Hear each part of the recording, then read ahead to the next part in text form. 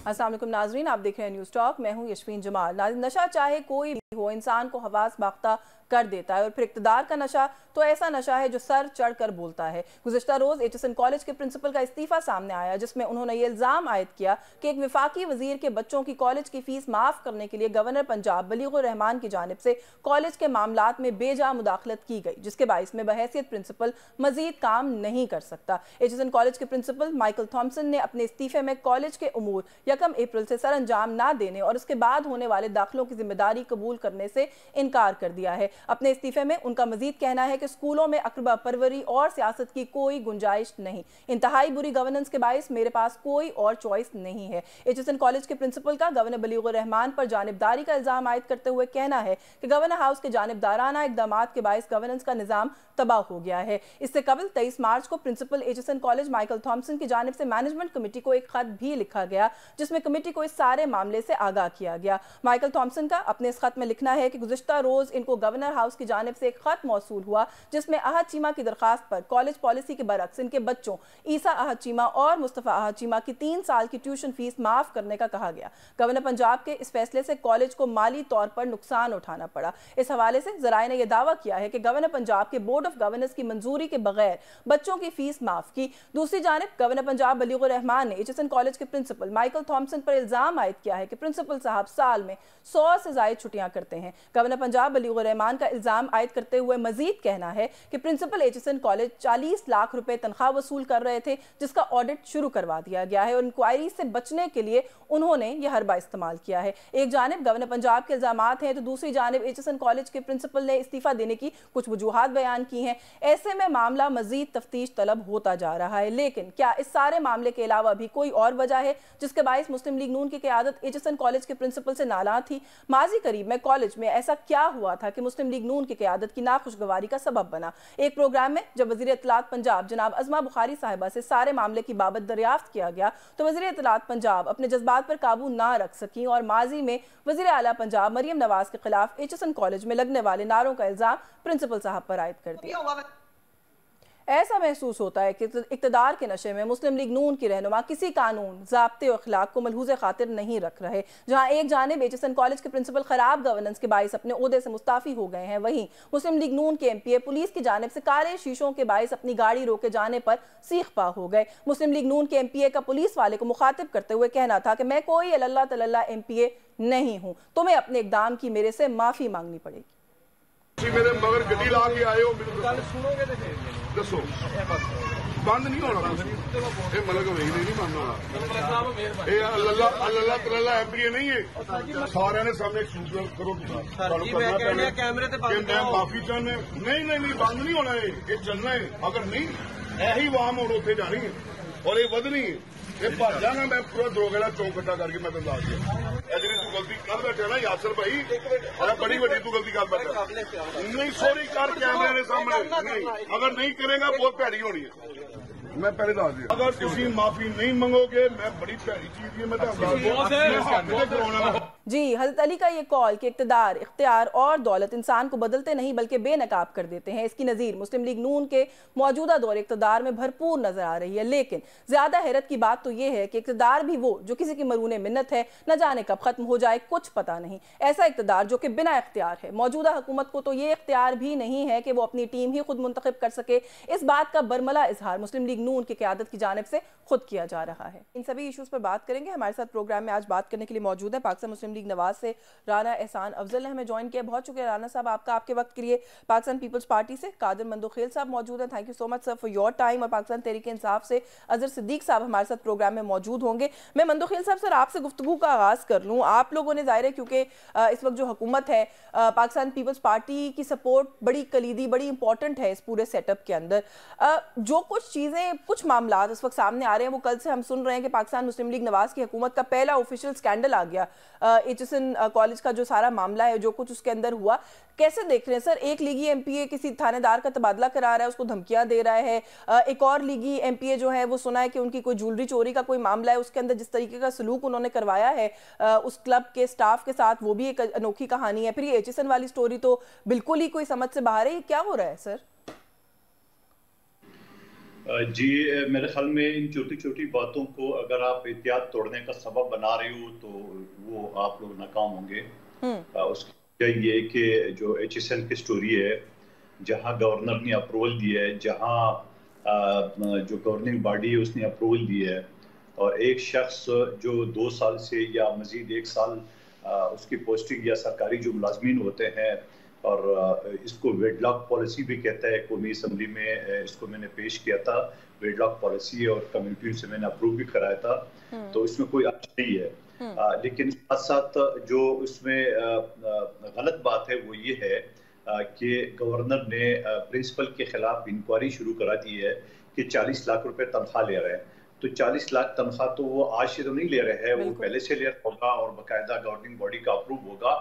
ये है असल बात जो आप लोग हाईलाइट नहीं करते हो। बाकी तो कॉलेज की पॉलिसी है, गवर्निंग बॉडी की पॉलिसी है, वो ऊपर करते हैं नीचे करते हैं, तो ये इनका एक इंटरनल मामला है। और मेरे ख्याल में प्रिंसिपल साहब को भी इसको मानना चाहिए कि जो उसकी अपनी गवर्निंग बॉडी इसकी अप्रूवल देती है तो उसको मानना चाहिए। लेकिन फिर भी मैं ये कहूँगा कि दोनों तरफ से एक खामखा की इशू बनाया जा रहा है, इतना बड़ा इशू नहीं है। नहीं, लेकिन सर वो तो देखिए ना, जो प्रिंसिपल साहब का मौकफ है वो कहते हैं बोर्ड ऑफ गवर्नर्स ने अप्रूवल नहीं किया कि ये जो फी है ये फ्रीज कर दी जाएगी और ये नहीं चार्ज की जाएगी, एक बात। और दूसरा जो आपने बात की दुरुस्त सर, वो कहते हैं जी कि वैसे भी जो प्रिंसिपल साहब का एक कंडक्ट है उसकी एक इंक्वायरी होने की जरूरत है। प्रिंसिपल साहब जवाब में ये कहते हैं कि जो गवर्नर साहब है वो अनड्यू इंटरफेरेंस करते हैं, और वो ये कहते हैं कि स्कूल्स के अंदर या एजुकेशनल इंस्टीट्यूशंस के अंदर ये चीजें नहीं, सियासी मुदाखलत नहीं होनी चाहिए, जो कि एक वैलिड बात है, बिल्कुल दुरुस्त बात है। देखिए, मैंने कभी ये स्कूल देखा नहीं है, HSN कॉलेज जो है ना, लेकिन मैं ये समझ रहा हूँ कि गवर्नर जो है ना वो एक चांसलर होता है या इसी का सरबराह होता है, तो सियासी इंटरफेरेंस तो नहीं हुआ ना। अगर कोई MP है, मैंने या कोई पॉलिटिकल लीडर मुस्लिम लीग नून का या किसी पार्टी का इंटरफेरेंस कर ले, दबाव डाले, उसको कहते हैं। लेकिन एक जो खुद कॉलेज का सरबराह है, उसको आप आईनी को, डमी को जो नाम दे दें, लेकिन ये सरबराह तो है ना, वो अगर कोई हिदायत देते हैं तो उस हिदायत को आप मना कर दे, या आपकी गवर्निंग बॉडी, अगर आप कह रहे हैं, मैंने तो मीडिया में सुना है गवर्निंग बॉडी ने अप्रूवल दिया, अगर नहीं दिया है तो गवर्निंग बॉडी उसको रिजेक्ट कर दे। लेकिन उसको इतना बड़ा इशू बनाने की क्या जरूरत है? बिल्कुल ठीक है, तो यानी कि उनका वो ऑफिशियली ओहदेदार है, तो आप ये कह रहे हैं कि फिर वो सियासी मुदाखलत ना हुई। नहीं हो सकता है ना, आप मुझे बताओ, जब वो आईनी होता है उसके पास, तो वो सियासी मुदाखलत कैसे हो सकता है? बिल्कुल ठीक है, आप ये कह सकते हो बहैसियत सिंगल प्रिंसिपल, मुझे एहतराम है उसके लिए, उस्ताद है, लेकिन आप गवर्निंग बॉडी जो बनी हुई है तो आप उनसे उसको रिजेक्ट करा दे। जब रिजेक्ट करा दे तो खत्म का मामला, गवर्नर साहब की बात मानी नहीं जाएगी, सिंपल से इशू है। दूसरा जो आपने उज़्मा क़यादतदार साहब का या वो जो MPA का आपने बताया था, जो पुलिस ऑफिसर के साथ उसने बदतमीजी की है, तो यकीनन मैं कहता हूँ कि गलत अमल है, बदतमीजी नहीं करनी चाहिए। बिल्कुल ठीक है सर, थोड़ा सा इजाजत दें, अजहर साहब को शामिल कर लूं गुफ्तगू में इसी नुक्ते पर। मैं एक जवाब मुकम्मल कर दूं। जी जी। लेकिन मैं आपको ये बताऊं कि पुलिस को अभी इतना शरीफ भी न समझे। जितनी बदमाश पुलिस पंजाब की है शायद पूरे पाकिस्तान की नहीं हो। प्रैक्टिकली मेरे साथ इस्लामाबाद में हुआ। सर गाड़ी का शीशा काला नहीं हो सकता, ये असूल है कि नहीं है? बस इतनी सी बात है सर। बिल्कुल सुन ले, गुजारिश सुन ले। हाँ। काला शीशा उसूल है, अगर मिनिस्ट्री ऑफ इंटीरियर उसको इजाजत दे तो वो उसूल है, वो बकायदा कानून है। और ये बात नहीं है कि काले शीशे देख के आप सारा मुद्दा जो है ना किसी सियासी रहनुमा पे डाल दे। पुलिस वालों को जो रवैया है वो भी गुंडों से कम नहीं होता है। प्रैक्टिकली मैं एक मरतबा अस्पताल जा रहा था और एक मेरे ड्राइवर ने चौरंगी के बजाय वो जो शॉर्टकट राउंड मारा, तो पुलिस ने रोका। अब मैंने शीशा खोला, मैंने कहा जनाब मेरी बात सुने। वो बदतमीजी कर रहा था। उसके बाद जब मैंने वीडियो बनाना शुरू कर दिए तो इंसान का बच्चा बन गया। मैंने उसको ये बताया कि आप चालान कर सकते हो, मुझे फांसी तो नहीं कर सकते, लेकिन आप बदतमीजी क्यों कर रहे हो? तो ये पंजाब पुलिस की बदतमीजी या रवायत है, इतना ज्यादा आप पुलिस को अच्छा नहीं समझे।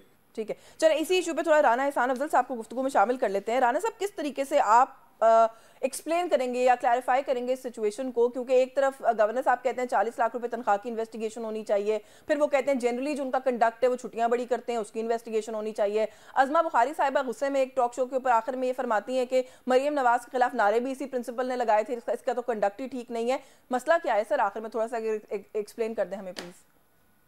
नहीं, देखिए, सबसे पहली बात तो ये, जहां तक आहद चीमा के बेटों का मामला है, वहां देखिए बोर्ड ऑफ गवर्नर्स ने एक पॉलिसी डिसीजन ले लिया जिसको इम्प्लीमेंट कराने के लिए प्रिंसिपल को कहा गया। उन्होंने को इम्प्लीमेंट नहीं कराया और उसकी खिलाफ वर्जी की, तो ये इशू है। देखें बाकी देखें जहां तक ये है कि कोई इंक्वायरी हो रही है, वो तो फिर अब कोई एक सेपरेट चीज है, ये दोनों सेपरेट चीजें हैं।